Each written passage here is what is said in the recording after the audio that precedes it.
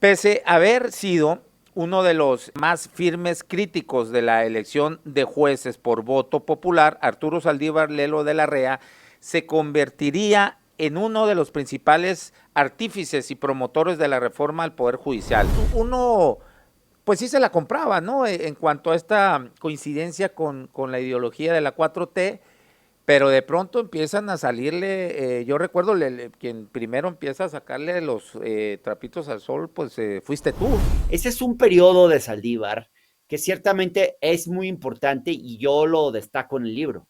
Pero también hay un Saldívar que se acomoda permanentemente al poder para lograr sus fines.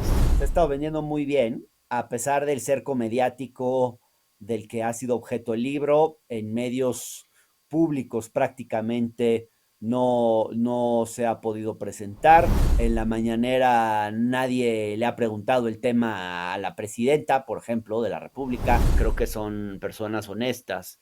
Pero el problema es que cuando estamos hablando de la corrupción, no basta con ser honestos. ¿Qué repercusiones o qué injerencia tuvo Arturo Saldívar en la reforma judicial y en la elección, a final de cuentas, sobre todo con los comités de evaluación?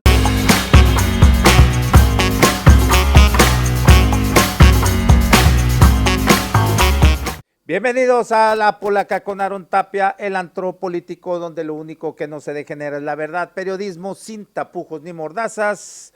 Síganos en nuestras redes sociales, en mi canal de YouTube, Aaron Tapia. Suscríbase y dele click a la campanita para que les notifique los videos que subimos a diario y también estas transmisiones en vivo.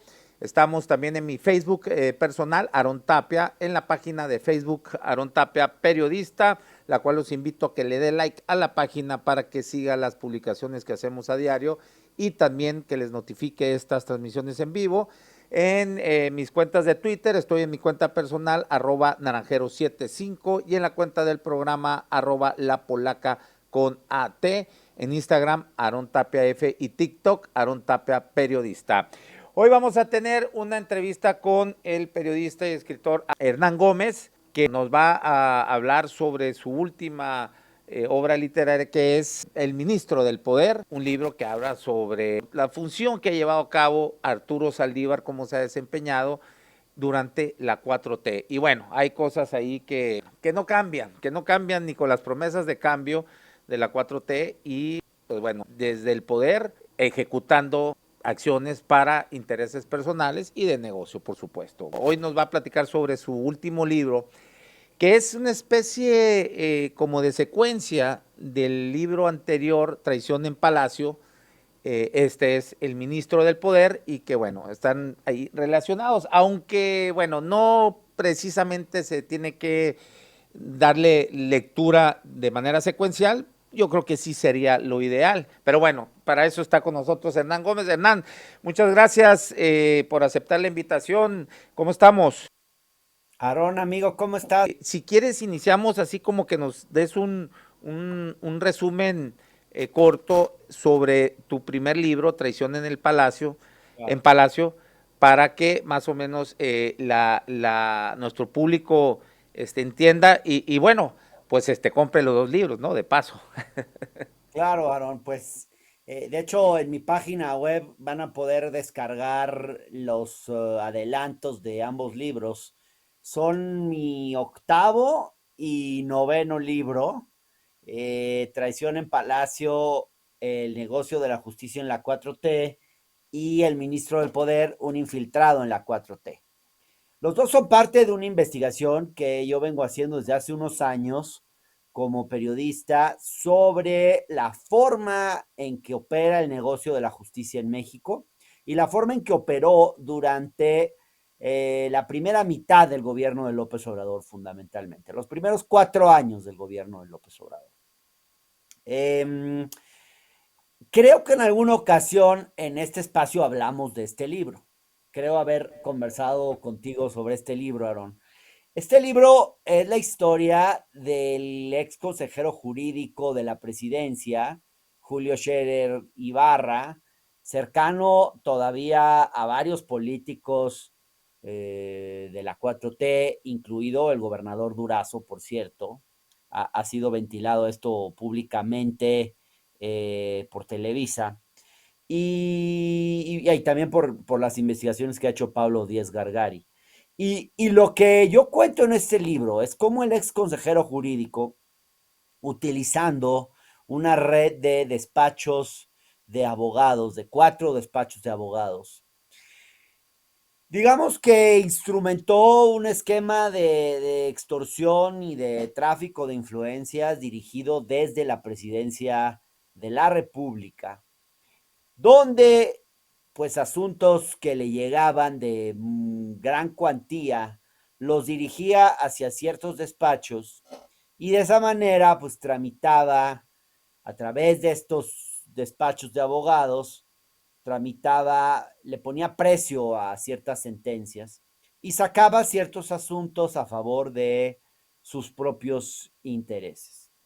Hablo además de la trayectoria del personaje, de toda una serie de negocios hechos desde su posición como consejero jurídico de la presidencia, especialmente en el ámbito de la justicia, pero también en otros ámbitos como es el ámbito inmobiliario.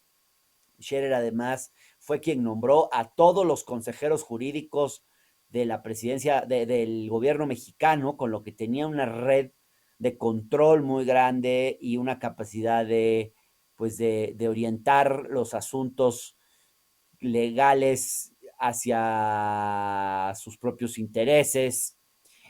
Y en este libro, pues, una de las dudas que se planteaban era cuál fue el papel que jugó Arturo Saldívar Lelo de la Rea, porque siendo él el presidente de la Corte, obviamente, pues él le hizo muchos favores a Julio Scherer.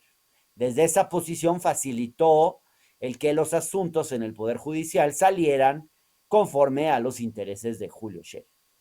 Entonces, como no hay un Saldívar sin un Julio Scherer, como no hay un traidor sin un infiltrado, es que escribí este segundo libro, El Ministro del Poder, un infiltrado en la 4T, que es el que acaba de salir, Aaron.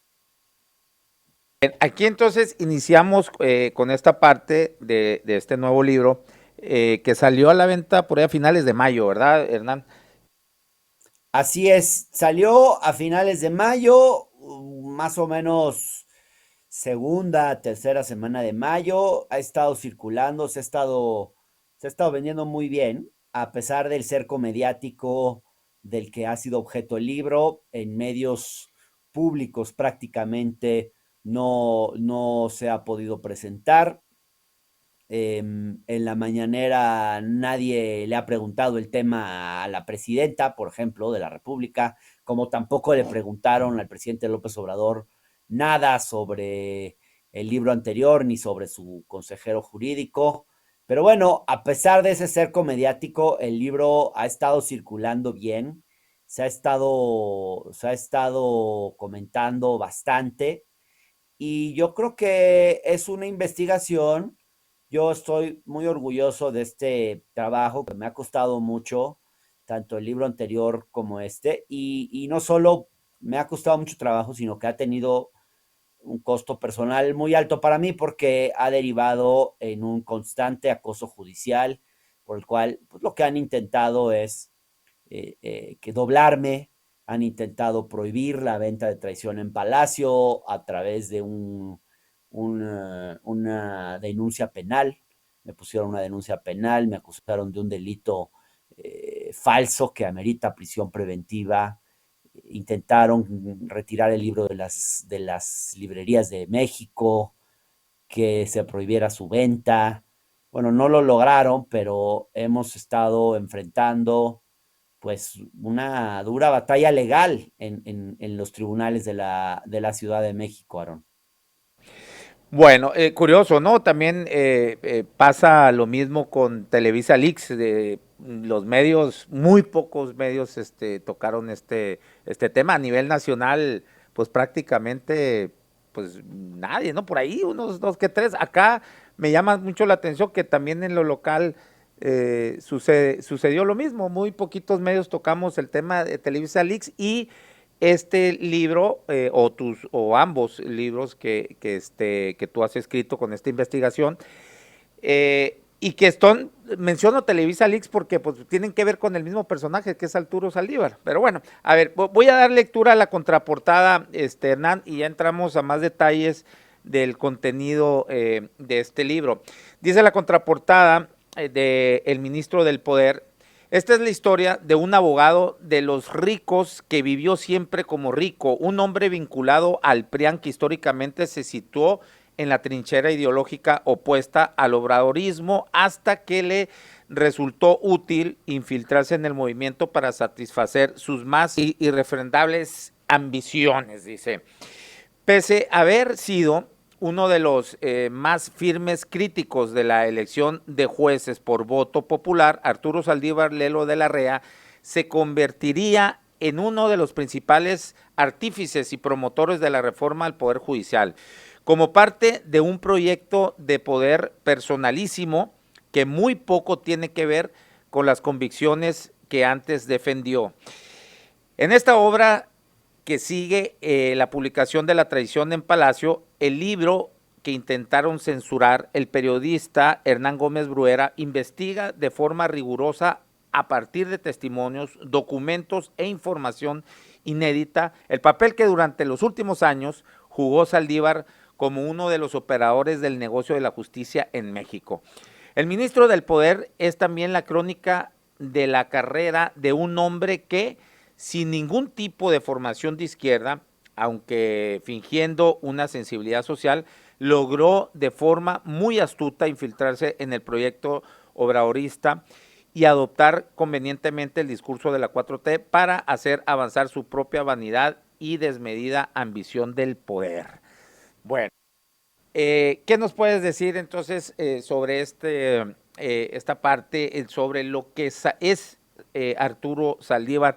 Que si bien muchos ya lo teníamos ubicado, me incluyo, ¿no? Me incluyo en eso, como un ministro progresista, incluso él, aquí un caso bueno, todavía nos sigue doliendo acá a los hermosillenses y a Sonora, que es el caso de la guardería ABC.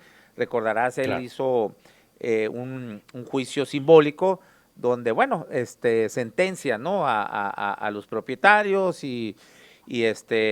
a los gobernantes en turno de esa época, era el gobierno de Eduardo Burs. En fin, y muy avanzadas sus resoluciones en cuanto a los derechos humanos.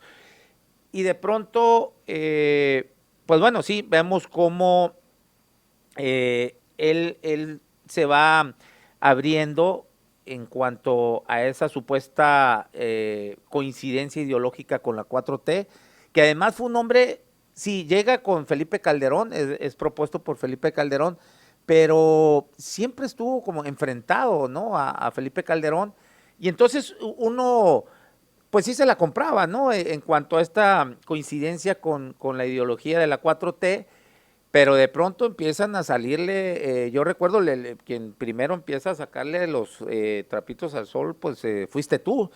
Y luego vemos Televisa Leaks, todo esto, entonces empieza a destapar una cloaca que, pues la verdad, muchos no nos las esperábamos, ¿no? Insisto, por esa progresividad y resoluciones, pues me parecen, fueron muy buenas, ¿no? De su parte, pero bueno, vemos ahora que has documentado que hay todo un negocio detrás de su investidura de lo que fue como ministro de la Suprema Corte, Hernán. Así es, Aaron. Arturo Saldívar tuvo una etapa que yo le llamo la era de oro de Saldívar, que es precisamente esta de la que tú hablas, ¿no? Esta etapa donde él, pues, sí ejerce como un freno, le pone límites al poder presidencial como ministro en varias de sus resoluciones, se involucra en el tema muy importante de la guardería ABC, que no logra que hacerlo pasar en la corte, pero que de cualquier modo sentó un precedente muy importante. Y el otro tema donde Arturo Saldívar jugó un papel clave fue en el caso de Florence Cassé, donde pues él logró, junto con otros ministros como Olga Sánchez Cordero, la liberación de Florence Cassé, por un proceso, digamos, que él mismo le llamó, digamos, el del efecto corruptor. Ahora, también Arturo Saldívar como ministro tuvo un papel muy importante en el tema del bloque de constitucionalidad, en elevar la jerarquía de los derechos humanos, en avanzar causas progresistas, en avanzar temas de la agenda feminista, de la diversidad sexual, etcétera, etcétera. Ese es un periodo de Saldívar que ciertamente es muy importante y yo lo destaco en el libro. Pero también hay un Saldívar que se acomoda permanentemente al poder para lograr sus fines. Y por eso yo le llamo el ministro del poder, porque, fíjate, primero decirte que Saldívar, desde que era un abogado litigante, como lo indico en la contraportada del libro, trabajó siempre para los ricos, para los grandes monopolios del país, para los bancos en tiempos del Fobaproa. Llevó un caso muy importante de un amparo donde a favor de 4 bancos que querían ser auditados, simplemente auditados para ver cómo habían utilizado los recursos del rescate bancario y desde su acción, digamos, lo que él logró es que ni siquiera pudieran ser auditados los bancos. Entonces, mientras López Obrador y su movimiento luchaban por todo este tema de cuestionar cómo se había dado el rescate bancario, pues Saldívar estaba en la trinchera opuesta, más bien defendiendo los intereses de los banqueros. Lo mismo pasó más adelante cuando ya queriendo él ser ministro de la Corte para endulzarle los oídos a Felipe Calderón, bueno, está narrado en el libro toda esta parte que es larga de cómo logra seducir a Felipe Calderón, a Margarita Zavala, a los panistas más cercanos a Calderón para lograr ser ministro de la Corte. Y una de las cosas que él hace es ir al Senado a apoyar la reforma energética de Felipe Calderón. En tiempos en que López Obrador, recordarás tú, estaba en las calles con su movimiento en contra de esa reforma energética. Y luego también más adelante, ya siendo ministro, para acomodarse a Peña Nieto, para tener su apoyo, para poder llegar a la presidencia de la Corte, cosa que no logra en ese momento, pero también empieza a hacerle el juego a Peña con todo este tema del Pacto por México tan famoso de esas épocas. Escribe un artículo en Nexos donde cuando tú lo lees te das cuenta claramente cómo está buscando acomodarse al mismo discurso que entonces tenía Peña Nieto, solo que él, digamos, como desde el ámbito jurídico, y así lo hizo siempre, y más tarde lo hizo también cuando López Obrador llega al poder y escribe textos en la prensa donde empieza a decir que hay que entender los nuevos tiempos que han llegado y que el veredicto de las urnas, pero todo era claramente, pues siempre buscando acomodarse al poder en turno. Y claro, cuando lo hace de una manera más obvia, más descarada, es durante el gobierno de Andrés Manuel López Obrador, a pesar de que él era pues, el presidente de la Corte ya a partir de 2019, y ahí pues es cuando le presta un servicio al presidente parándole un poco los golpes que venían del Poder Judicial. Hernán, me llama la atención del capítulo 7 ahí donde lo nombras como los escándalos del piso 14. El piso 14 era en el edificio del Consejo de la Judicatura operaba un político muy cercano, Arturo Saldívar, a quien él conocía desde las épocas en las que trabajaron para el entonces Procurador de Justicia de la Ciudad de México, puesto por Ernesto Zedillo. Y este hombre llamado Carlos Alpizar era el encargado de ejercer presiones sobre jueces y magistrados para que fallaran en cierto sentido, siempre buscando favorecer los intereses de Arturo Saldívar. Entonces tenían una lista de casos que monitoreaba este señor Carlos Alpizar y citaban al piso 14 a los jueces y a los magistrados para presionarlos de distintas maneras o para ofrecerles alguna cosa también. En algunos casos no era solamente por la vía de la zanahoria, del garrote, sino también de la zanahoria, ¿no? Este personaje, Carlos Alpizar, monitoreaba todos los casos. Hay otro capítulo en el libro que se llama Las listas de Alpizar, donde se relata cómo desde esta posición de mucha influencia que tenía Alpizar, él iba dándole seguimiento, tenía grupos que le daban seguimiento a los casos que les interesaban y que algunos, pero solo la mínima parte, para apoyar al presidente López Obrador y que el Poder Judicial no le detuviera sus obras de gobierno más importantes, sus reformas más relevantes, que en algunos casos lograron hacerlo, en otros no, sino que además de prestarle ese servicio al presidente, también estaban involucrados en una serie de favores políticos a determinadas figuras, utilizaban el mecanismo de presión para también, obviamente, vengarse de ciertos políticos con los que tenían algún tema personal y lo más preocupante de todo, para promover una serie de negocios personales, básicamente pues para vender sentencias o resoluciones judiciales y presuntamente, digo, eso no lo pude comprobar, pero cobrar una suma por esas gestiones. De esto fue puesto al tanto, ¿no?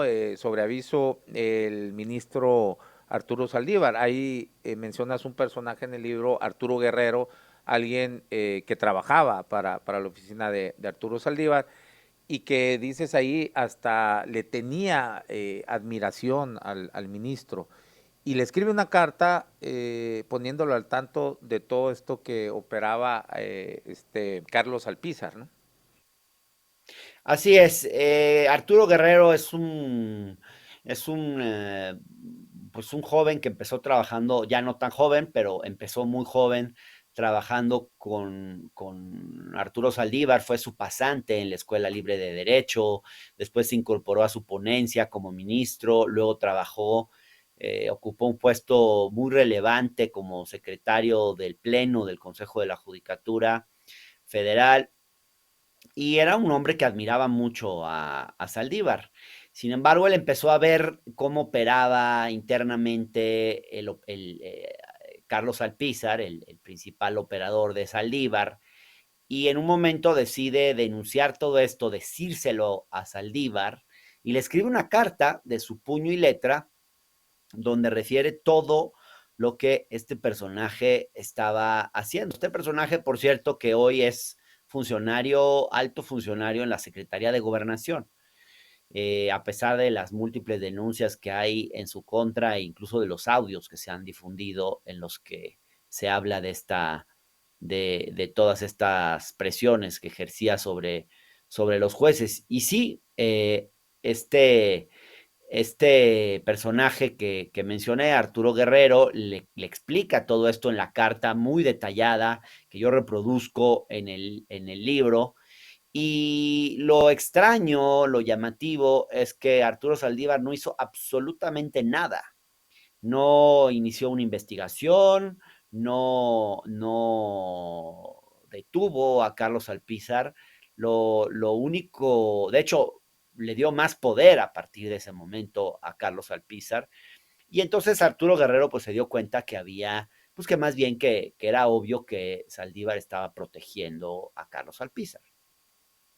Ahí hablas también sobre aquella denuncia anónima, eran tiempos electorales, ya estaba la campaña, ¿no? Para presidencial, bueno, y para otros cargos, ¿no? Pero en plena campaña se hace una denuncia anónima ante el Consejo de la Judicatura, denunciando muchas cosas ahí sobre el ministro Arturo Saldívar, precisamente. Y yo recuerdo que tú en alguna mesa de análisis o entrevistas, tú exponías que tú validabas esa denuncia porque tú ya tenías información sobre lo que ahí se acusaba. ¿Qué es lo que se acusaba y en qué terminó esa investigación, Hernán? Pues esta investigación inicia en abril, cuando el día 9 de abril cae una denuncia en forma anónima ante el Consejo de la Judicatura Federal, donde se le imputa a Arturo Saldívar y a otros funcionarios bajo su mando, e inclusive también aparece mencionado el propio consejero jurídico de la presidencia en esa denuncia, por presionar, intimidar y hasta extorsionar a jueces y magistrados. Aparecen los nombres de muchos de estos jueces y magistrados que habrían sido presionados. Y a partir de ese momento, Aarón inicia una investigación muy que llegó muy lejos, donde se le llegó a tomar declaración, según la información que yo tengo, a 400 personas, y sin embargo, no pasó nada. En diciembre de 2024, digamos, esto en tiempos de campaña, pues fue un escándalo. Y como bien tú lo decías, yo en ese momento apunté, pues que yo veía muchas coincidencias en el modus operandi de que yo planteé en Traición en Palacio con lo que estaba ventilándose en esta denuncia. Bueno, en tiempos de campaña fue un escándalo, pero en diciembre de 2024, ya cuando había asumido el nuevo gobierno y cuando, digamos, estábamos ya entrando al Guadalupe Reyes y ya nadie estaba muy atento a las noticias, el Consejo de la Judicatura Federal, por un amparo que mete Carlos Alpizar, acepta cerrar por completo la investigación, cerrarla, o sea, darle carpetazo. Y esto se hace, y es quizás lo más preocupante, con el voto de los 4 consejeros de la Judicatura que son más cercanos que eran más cercanos al gobierno de López Obrador y ahora al de Claudia Sheinbaum. Tres de estos, tres de estas personas hoy integran el nuevo Tribunal de Disciplina Judicial. Estoy hablando de Bernardo Batis, de Celia Maya y de Verónica de Gives. Yo sé que bueno, en particular Bernardo Batis y Celia Maya son personas honestas. Yo no tengo ninguna evidencia de corrupción en el caso de ellos.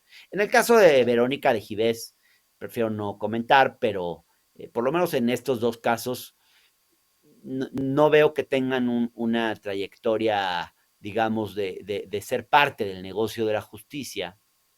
Insisto, creo que son personas honestas, pero el problema es que cuando estamos hablando de la corrupción, no basta con ser honestos, hay que también tener agallas y valentía y ser capaces de resistir a cualquier forma de presión.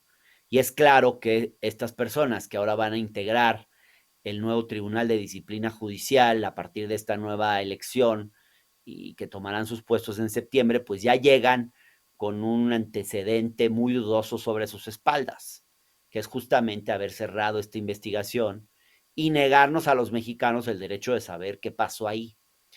Yo escribo este libro justamente porque me parece que ese clamor de justicia sigue presente y que necesitamos poder saber qué pasó con esta historia. Porque ¿cómo vamos a transitar a un nuevo estadio de las relaciones con el Poder Judicial? ¿Cómo vamos a acabar con la corrupción y la opacidad en el Poder Judicial si no sabemos cómo operó el negocio de la justicia en México en el pasado? Y no te quiero decir que este negocio lo haya inventado o se haya inventado en tiempos de la 4T. Existía desde antes. Con Castillejos como consejero jurídico en tiempos de Peña, pasaban estas cosas también. Pasaban y pasaban mucho. Pero la voracidad con la que operó Julio Scherer Ibarra y Arturo Saldívar y la forma tan fuerte en que jueces y magistrados fueron presionados no tiene precedentes. Siempre había habido tráfico de influencias, siempre había habido presiones sobre jueces y magistrados, pero aquí estamos hablando de algo mucho más fuerte, que es la existencia de una maquinaria de extorsión comandada, dirigida desde una oficina de la Presidencia de la República y desde alguien que era la mano derecha del presidente López Obrador. No es cualquier cosa, no es cualquier cosa. Y lo mismo con Saldívar, o sea, siempre había habido intentos de presionar a los jueces y lo sabemos, existió eso en el pasado, pero la forma que adquirieron estas presiones en tiempos de Saldívar, según todos los testimonios que yo pude recabar, no tiene precedentes. ¿Tan así consideras la investigación es lo que te arroja, Hernán, que a tal magnitud? Porque sí, como bien dices, pues siempre ha existido o por lo menos desde hace mucho tiempo ha existido este tipo de negocios de los despachos divinos, muy confabulados con jueces, ministros, que imagínate, mira, pues soy de Sonora, la tierra de Mario Fabio Beltrones, tú dirás aquí si no conocemos ese tipo Uno de los de brokers, casos justo, de despachos, uno de los brokers y uno de incluso de los despachos cadeneros del Poder asesores Judicial. para renegociar las deudas, en fin, cuando era cuando los diputados, los legisladores, tanto diputados como senadores gestionaban recursos para los municipios, para los estados, pues toda una industria del moche, en fin. Pero tú consideras entonces que aquí ha sido de manera exponencial, o sea, mucho más grande que lo que había en el régimen pasado. Eh, por ejemplo, ahí tenemos el caso del abogado Collado, y bueno, y para qué mencionar, hay infinidad, ¿no? De despachos y de abogados muy ligados con este tipo de negocios, negocios, entre comillas, jurídicos. ¿Consideras que la voracidad de Julio Scherer, Ibarra y de Arturo Saldívar superaron a estos que te menciono del Sí. anterior régimen? Sí, a ver, no estudié a detalle lo que ocurría en el antiguo régimen. Tengo los testimonios de personas que litigaron en esas épocas y que fueron jueces o magistrados también en esas épocas. Y a partir del relato de ellos es que yo llego a esta conclusión de que la voracidad de Scherer y Saldívar no tuvo precedentes. Ahora, es muy importante decir que el negocio de la justicia en México viene de tiempo atrás y opera en casi todos los estados de la República. O sea, siempre hay alguien que es el gatekeeper, el cadenero del Poder Judicial, que es el que controla el sistema y que puede ser el consejero jurídico o el fiscal del estado, depende. Mario Fabio Beltrones en alguna época fue ese personaje, de alguna forma, a nivel federal, los que controlan el acceso a la justicia, los que de alguna forma están en una posición de vender acceso a la justicia. ¿Y cómo funciona en los estados? Pues siempre hay ese cadenero, tiene relaciones con diversos despachos consentidos a los que le deriva ciertos asuntos. Y especialmente en el ámbito local, donde la justicia es muy corrupta. Te diría, en la Ciudad de México tenemos una de las justicias más corruptas de todo el país, porque aquí además pues se ven litigios de mucha relevancia. Fíjate, hoy es tan corrupta la justicia en la Ciudad de México que muchos abogados prefieren ya cuando hacen contratos, sí, cuando firman sus contratos, prefieren someterse a la justicia de Nuevo León, por ejemplo, que a la de la Ciudad de México, de tan corrupta que es. Eh, Hoy la justicia de la Ciudad de México pasa por su peor momento. Y justamente ese fue el flanco del que Scherer se supo aprovechar más, la justicia en la Ciudad de México y también la justicia federal, gracias a gente como Arturo Saldívar y Carlos Alpizar, que pues fundamentalmente se pusieron a sus órdenes. En el caso Collado fue muy notorio porque ya cuando Scherer se había ido del poder y Collado lo denuncia a él, bueno, lo denuncia a él, pero cuando se judicializa, no se judicializa contra Julio Scherer, solo se judicializa contra los abogados que había puesto Julio Scherer, pero Juan Araujo, César González, todo este caso que conocimos en su momento. Y bueno, lo que te puedo comentar, pues es que estos abogados eh, fueron exonerados ya cuando Julio Scherer se había ido por el juez Delgadillo Padierna, y esto no se pudo haber logrado sin la intervención de Saldívar. O sea, ya cuando, incluso cuando Scherer se había ido, Saldívar le seguía prestando servicios. Y eso seguramente es porque había muchos compromisos, ¿me explico?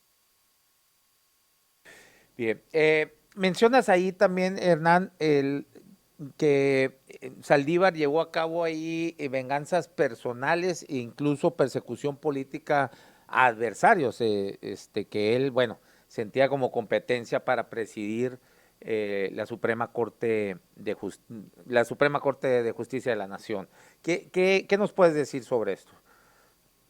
Pues también, o sea, por ejemplo, Saldívar tenía un pleito fuerte con Luis María Aguilar y justamente uno de sus casos, de los casos que se seguían y que se seguían de cerca desde las oficinas de Alpizar, era precisamente contra un funcionario de Luis María Aguilar. Y así ocurría en muchos ámbitos, pues había, por ejemplo, todo un tema de persecución contra el ex fiscal de Morelos, probablemente con razón. A lo que me refiero es que ciertos casos tenían un trato VIP en el Poder Judicial y Saldívar y su gente le daban un seguimiento puntual porque les interesaba políticamente. Otro caso era la oficial mayor de Murillo Karam, que era más o menos lo mismo, ¿no? Había pues Murillo Karam era, digamos, un personaje detestado por el régimen, creo que por buenas razones, y le estaban buscando algo. Entonces, había un caso de la oficial mayor de Murillo Karam por la compra de un avión de la entonces PGR que se seguía con mucho detalle desde las oficinas de Alpizar. Y así hay muchos más que se pueden leer en el capítulo este de las listas de Alpizar del libro, ¿no? Muy bien, para finalizar, Hernán, ¿qué repercusiones o qué injerencia tuvo Arturo Saldívar en la reforma judicial y bueno, y en la elección, a final de cuentas, sobre todo con los comités de evaluación? Y mencionas por ahí a gente que quería imponer y que pues a final de cuentas la bajaron de la lista porque hubo alguien, integrante del comité de evaluación del Poder Ejecutivo, que, bueno, aportó información sobre esos personajes que intentaba Arturo Saldívar imponer ahí para la elección. Sí. Claudia Sheinbaum, la presidenta, sabe muy bien hoy quién es Arturo Saldívar. De hecho, lo incorporó a su equipo por una sugerencia, una petición del presidente López Obrador, que yo creo que se sentía muy en deuda con él por el servicio que le prestó. Pero lo cierto es que Claudia nunca lo hubiera incorporado a su equipo de motu propio. Y esto fue muy evidente, esta pérdida de confianza fue muy evidente en la reforma judicial. O sea, Sardívar, a pesar de que no había compartido nunca la idea de elegir a jueces y magistrados por el voto popular, siempre él señaló, hay varios videos donde él sale diciendo que él no comparte eso, que no es una buena idea. Bueno, se sube a esta reforma para ver cómo puede avanzar sus propios intereses personales, a pesar de que es una reforma que iba en contra de las convicciones que él siempre había defendido, pero no siempre hacia 20 años, siempre me estoy refiriendo hacia un año y medio. Eh, y lo que él hace es intentar meter a una serie de nombres que claramente los quería utilizar pues para seguir promoviendo pues, sus propios negocios. Y esto llegó a los oídos de la presidenta porque hubo diferencias al interior del comité y esto lo supo la presidenta. y ella se enteró de cómo Arturo Saldívar había estado intentando imponer candidatos diciendo que eran indicaciones de ella. Y eso molestó mucho a la presidenta, porque significa un abuso de confianza, es utilizar el nombre de la presidenta de la República para poner a perfiles de muy, muy dudosa reputación. Están en el libro, en el capítulo 16, estos nombres para que ustedes se enteren. Y bueno, eso creo que es muy importante, es muy rescatable que se haya dado este fenómeno, que la presidenta haya frenado estas ambiciones de Carlos Alpizar, de Arturo Saldívar. Y también quiero decirte algo, en la última elección, ya en la elección, el día de la elección propiamente, el 2 de junio, ningún candidato de Saldívar fue electo. Y bueno, sabemos que esta elección se logró gracias a, pues no tanto a la decisión libre de los electores, sino a las sugerencias que les hacían, sugerencias, por llamarlo de un modo suave, las estructuras partidarias. Y el hecho de que ningún candidato de Saldívar haya quedado, ni siquiera una persona, que esto se acaba de dar a conocer ayer, ni siquiera una persona que sí logró ser candidata, que ganó, ella sí, la única de cercana a Saldívar que sí ganó, no se ha podido quedar, justamente pues porque no tiene el promedio mínimo de 8. Entonces, bueno, Arturo Saldívar al final pues es un personaje que queda muy debilitado con esta reforma, y yo creo que eso, eh, a pesar de todo lo que uno pueda criticar de esta reforma, pues creo que es algo a fin de cuentas positivo. ¿Consideras que lo de Televisa Leaks también a pesar de que no se habló, que cuando le llegaron a preguntar sobre este tema a la presidenta en la mañanera, pues dijo que él ya lo había aclarado, le sacó la vuelta al tema, pero consideras que hacia el interior sí lo debilita todavía más ante la presidenta? Yo creo que sí, porque no se ha vuelto a parar en una mañanera. Y las aclaraciones que dio, pues son muy entre comillas, porque en realidad no aclaró nada, aclaró muy poco. A veces los políticos creen que diciendo niego todas las acusaciones que se hacen en mi contra, ya están aclarando. No, aclarar es aclarar puntualmente, es responder a las diferentes interrogantes que existen. Lo que plantea la investigación de Aristegui, que es muy seria y muy acuciosa, es que había dos funcionarios pagados por la corte trabajando en las oficinas de Javier Tejado en Televisa. Eso no es menor, y eso no lo ha aclarado ni mínimamente Arturo Saldívar, como tampoco ha aclarado obviamente ninguna de las muchas interrogantes que se le hacen en este libro, El Ministro del Poder. E incluso nunca aclaró tampoco los derechos de autor para Javier Tejado, ¿no? Del dineral que se pagó por El Caníbal, algo así, la serie documental esa que presentó Televisa, pagada por la Suprema Corte de Justicia cuando él la preside, que algo así como 14 millones de pesos. Eso tampoco lo aclaró. Fue, como bien dices, una negación solamente lo que hizo en esa carta, pero pues sí, nada absolutamente aclaró. Bueno, pues muchísimas gracias, Hernán. Te agradezco que hayas aceptado la invitación. Nos dejas bien picados para comprar el libro. Bueno, yo ya he estado leyendo algunas partes. Yo creo que este fin de semana ya me lo he hecho todito. Está buenísimo, como también el de la tradición en Palacio.